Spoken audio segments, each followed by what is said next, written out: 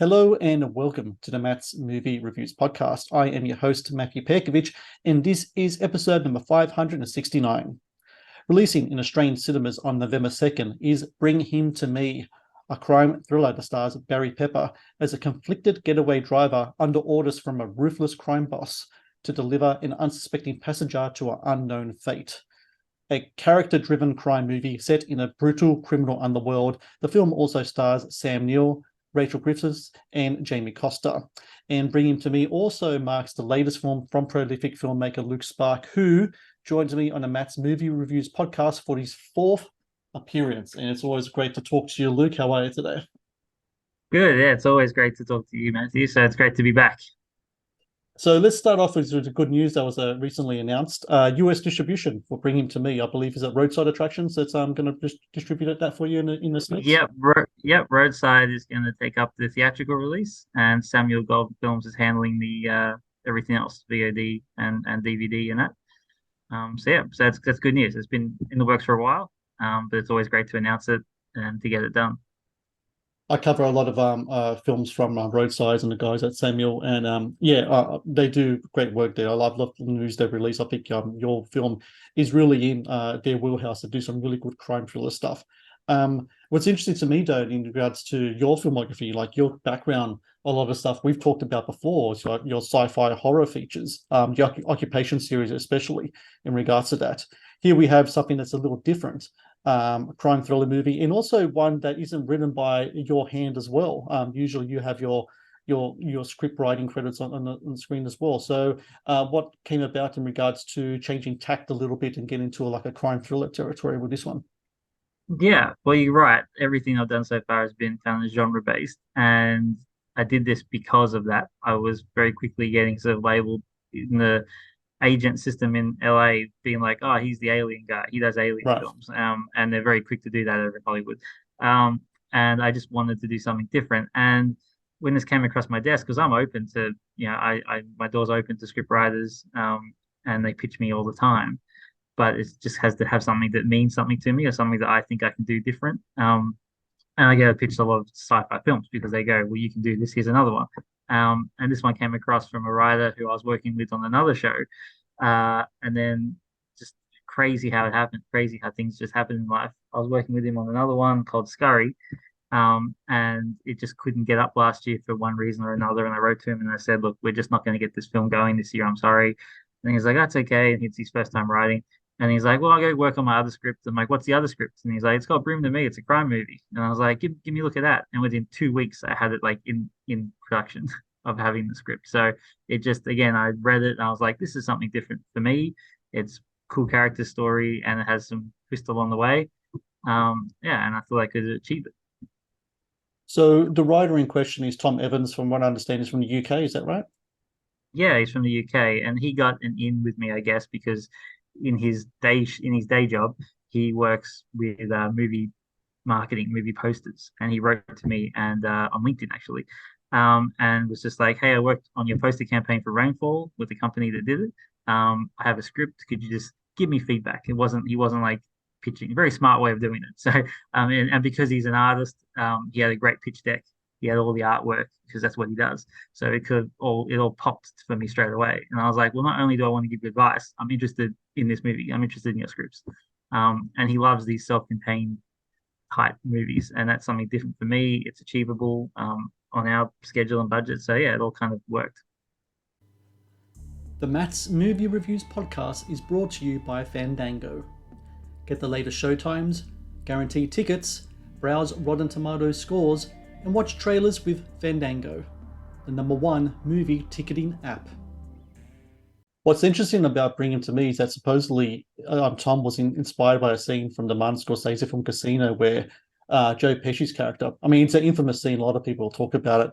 He's taken to a cornfield for like a meeting with his other mafiosos, and it turns out to be something incredibly different. I think it's one of the more brutal scenes in the Martin Scorsese's filmography, and Yeah. that's saying something considering we talk about Scorsese. So when you read the script and you hear about his inspiration behind it, does that automatically kind of click in your mind about what type of tone as well that you're looking for in regards to visuals as well? Yeah. I'm pretty quick when I read a script, and know what the tone needs to be. Obviously, yes, he told me that story, and like I said, the pitch deck was all very moody, dripping with different colors, palette, and all this kind of neon slash dark and gritty stuff. So yeah, I rewatched Casino, which is fine by me because I like that movie anyway. Mm. And yeah, so I got what he was going for, and I'm not one to sort of change tactics. Once I commit to something, and I feel it's right in my gut, then I'll continue on that track. And there was many discussions about this script even up until shooting. People were, different angles coming at me. I want to talk about the cast. So you got Barry Pepper. He plays like the driver in the movie. And thing about Barry Pepper is that when people know of his filmography, they know Saving Private Ryan and other movies Yeah. like that as well. There's a great movie that he did. Tommy Lee Jones directed it, like I think it's like in the early 2000s. It's called The Three Burials of Mike Wade's Estrada. I mean, it's one of my favorite movies, and I thought he was fantastic in that. He's one of those actors that you can put him in any film. He always give you like a really great performance. Yeah. How did he come about getting in the movie? Was he someone who already had that screenplay kind of like in the works with him, or is it something that you get on and then he kind of like gets onto the project as well? Yeah. Look, I have a long list of people who I want to work with. And he's at the top, one of the people at the top. So I was actually talking to him about another movie.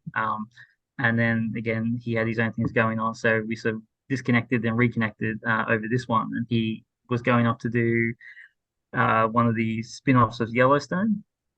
And then he came back to me and he's like, and I was casting this one, and I knew he was out. And then he came back, and no one had offers from a lot of great actors. I met with a lot of great actors, and whether I wasn't too sure on them or whatever. And he came back to me. He's like, "Hey, they pushed it. I'm available now." I was like, "Well, I'm working on this script. Do you want to read it?" And he read it within a day. He read back, and he's like, "I want it." And then it just happened.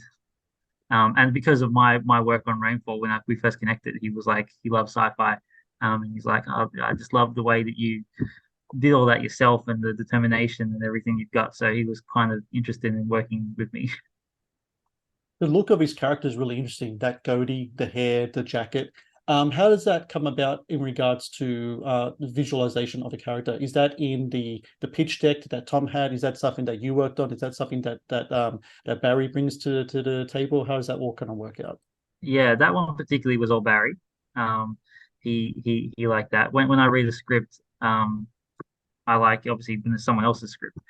I make sure that the core is there, but things with the actors and characters or something else or the visual storytelling, it's always up for discussion. I always look at it like a guideline. So if someone says something to me, I'm not going to go back to the script. I know some directors do, and I've been on sets with directors where they've gone, no, right here it says he picks up a pink coffee cup. I want my pink coffee cup. And the actor Right. like, yeah, but I think I should drink another glass bottle, like all that sort of stuff. And I'm very easy to be like, yep, fine. You want to drink out of a glass bottle? That's fine by me.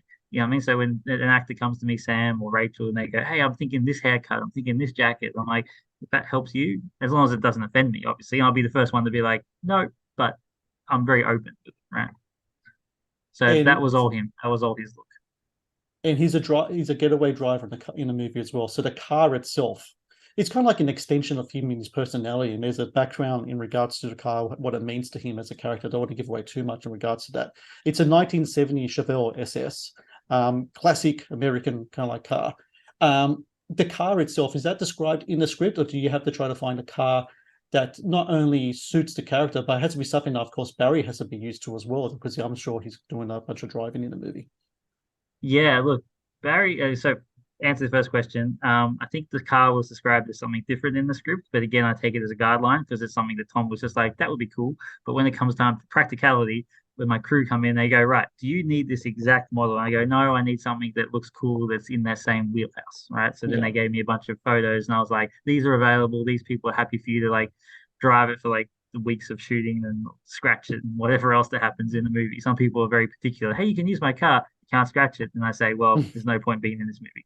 Right. Um, so yeah, and I picked that one, and then we worked in the script, and Barry was involved in that process as well of picking the car. For the second question, Barry threw me for a six because I was like, oh, how's this going to go? I really want to make sure the actor can drive because I want to have the shots of him actually driving, not some stunt double. And then Barry gets here and he's like, I did a whole mini series about NASCAR driving. I did like 6 weeks course of NASCAR. I That's can right. drive. And I was like, and you hear it and you go, and I've heard it from actors before. They go, I can ride a horse. And the very first time they ride on the screen, they fall off. And I go, can you Mm. ride a horse? Oh, I've ridden the horse once. I'm like, well, that's not professional. But Barry, I was like, can you show me how you drive this car? So he just took it out in our studio, took it out in the street, and just revved it to 100, and was just doing burnouts and donuts, and I was like, oh, you can drive. So I think it was I think everyone was shocked. it was Dale Earnhardt Jr. he played, right, in the NASCAR I think series. so. Yeah, yeah, Yeah, yeah. that's really cool. The Matt's Movie Reviews podcast is brought to you by TeePublic. TeePublic is the world's largest marketplace for independent creators to sell their work on the highest quality merchandise. With over 1.2 million designs, TeePublic is sure to have something you love. I want to talk about Barry's on-screen kind of like, I guess you could call him his partner in crime, played by Jamie Costa. A lot of people know Jamie from this huge viral video that went out, like I think like a couple of years ago, where he kind of like did a reel of a Robin Williams biopic that he was kind of pitching for. It was like went everywhere, like even from social media to traditional media. It was a fantastic kind of just like it's not even an impression. It looks like more like a reincarnation than anything else. It's just kind of remarkable.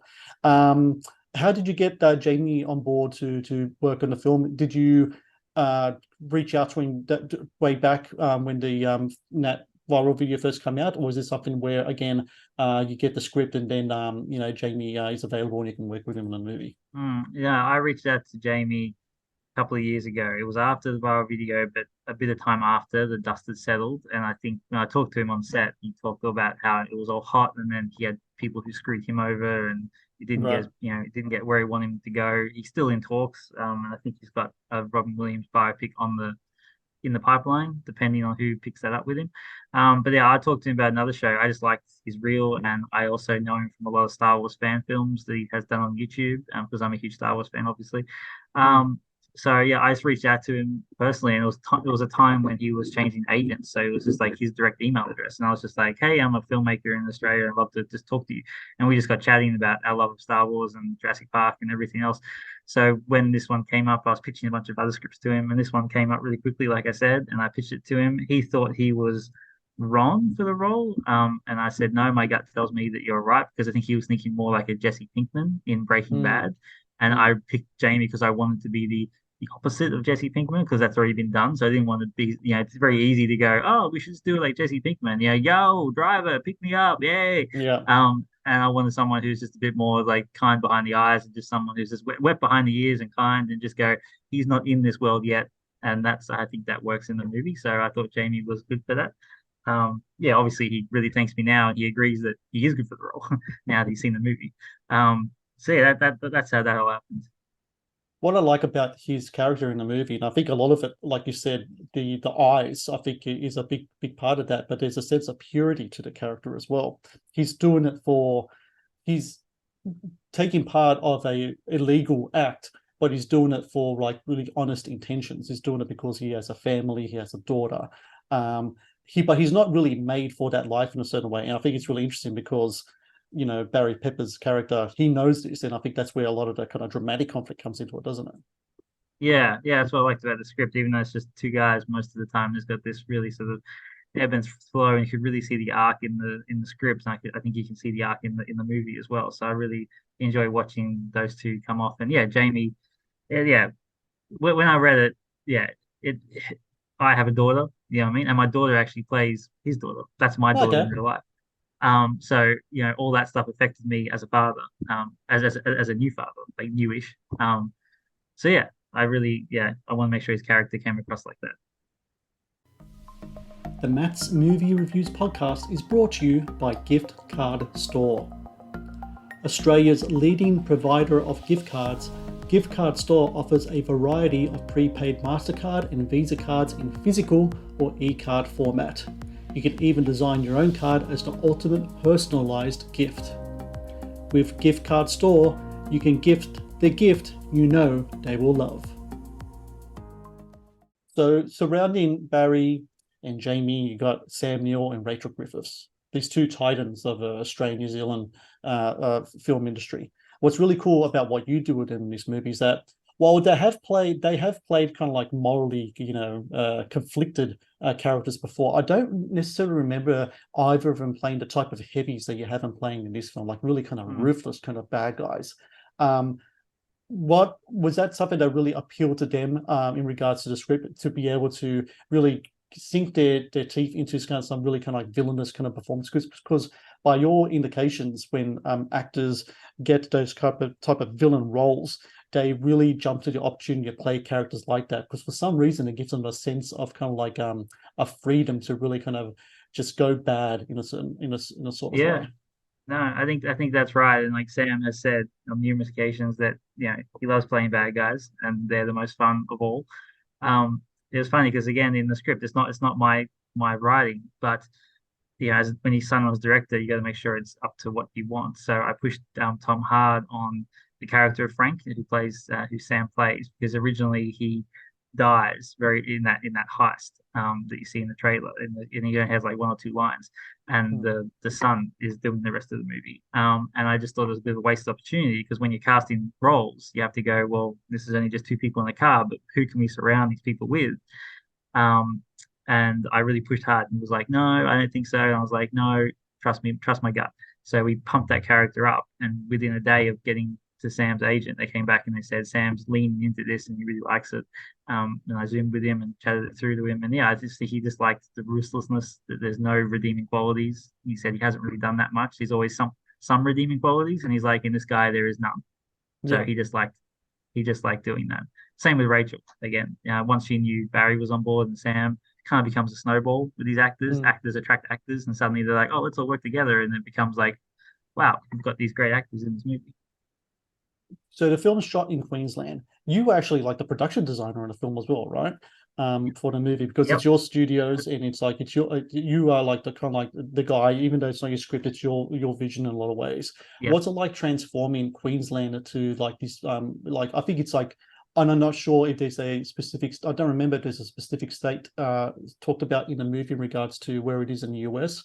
But what's it like transforming Queensland into that? And with all the productions done in Queensland over the years, like so many Hollywood productions, does it make it easier, the resources available to you to make sure that you can transform things, to make sure, even the small things like traffic signs or what have you, or in regards to cars with left-handed drive, etc. So does it make it easier for you, considering the history of productions in Queensland over the years? Yeah, I think it does. Like we went into it knowing that, so it wasn't like a new thing that we were suddenly trying to do. There's plenty of productions that do it. We've got crew up here who I work with who work on those big films like King Kong and Pacific Rim 2 and all these other ones that come over here, San Andreas. So yeah, I relied on those crew heavily to bring them up and be like, what did you do on that job? How did you, give me a contact with San Andreas who used the cars or whatever.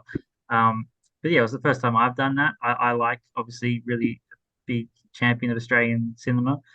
This is my first time not setting it in Australia, and I did it for a bit more broader appeal for the US market and everything else.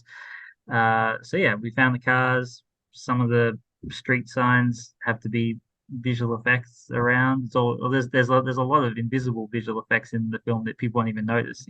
Changing a gas station to gas and go, more American style. It's just in the background and stuff like that. So we really went through and made sure that every shot, was very American. Please support Matt's movie reviews on Patreon. Get access to exclusive content, request movie reviews and top 10 lists, and help support my work. Please click on the Patreon link in the description below. How early in the process did you know that this was going to be done with American accents as well, even with the local talent?